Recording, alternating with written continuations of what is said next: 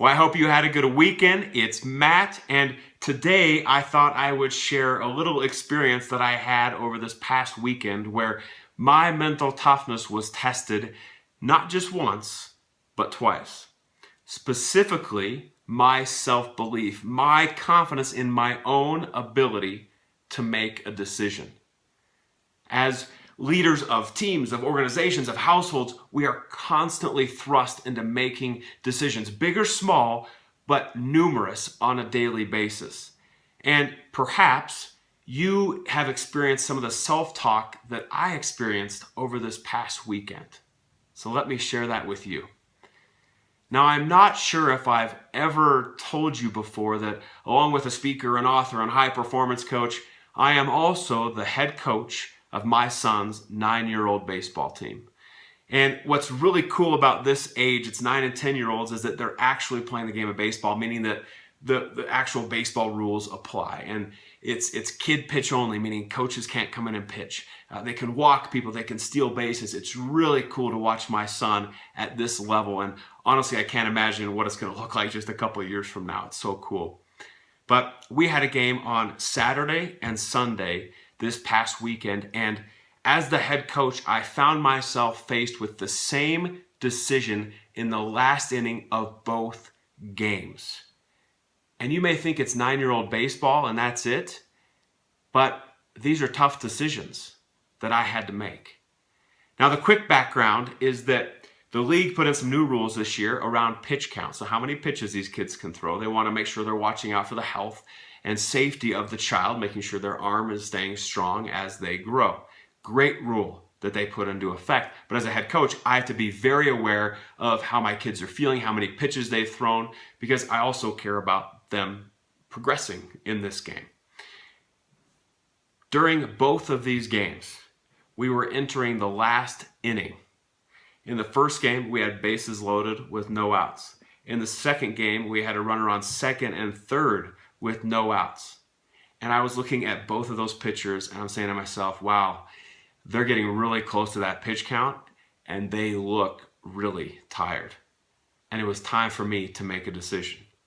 Do I let them keep pitching or do I bring some new pitchers in? I decided that I was going to bring some new pitchers in, and now my second decision needed to be made.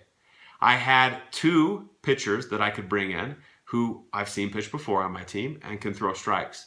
I had 2 individuals who had never thrown pitches in a game. They'd thrown a little bit in practice, but never in a game situation, let alone this pressure situation for these 9 and 10-year-olds. So after thinking about it and analyzing the data, which there's not much data to analyze, I made the decision that I was going to try out those brand new pitchers in that situation and see if they could close out the game. I wanted to give them a shot.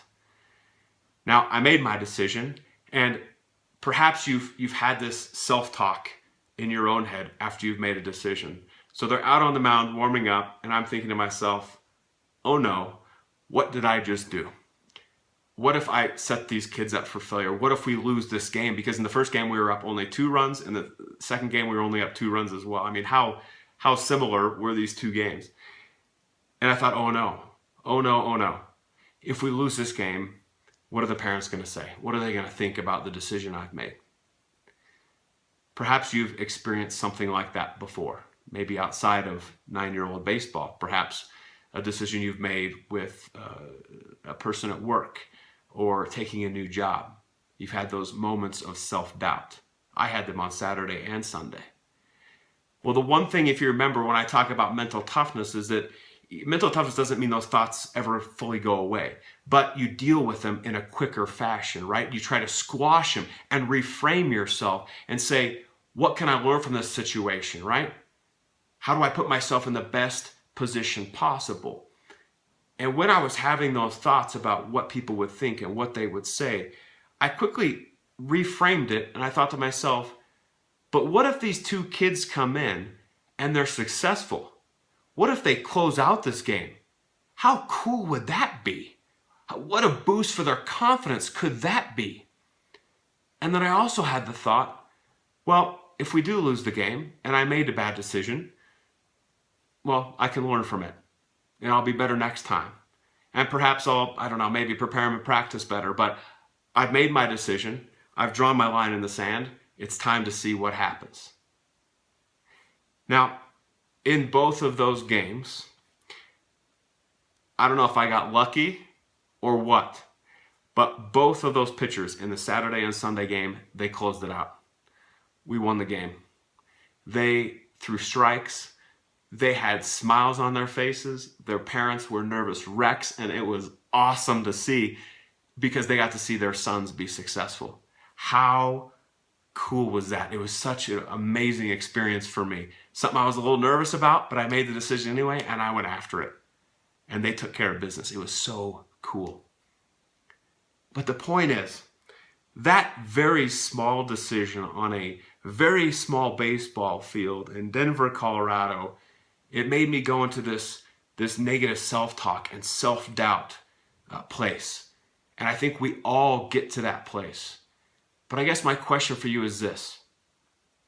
For any decision that you have to make, how can you reframe it from something that's negative into something that's positive? Knowing that you won't necessarily know the outcome, but you've made the decision anyway. And how can you have this attitude of, instead of what could go wrong, what could go right? What could go right in this situation? Wow, what if we hit it out of the park with this? Well, this could be incredible. And if you do fail, or the decision turns out to be a wrong one, I want you to reframe it this way.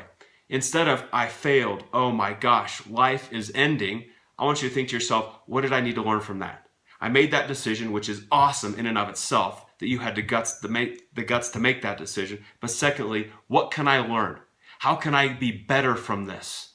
How can I position myself and my team in a better light next time this decision comes around? Because decisions are not going away. They're going to be here each and every single day. So it's all about how you frame it in your mind.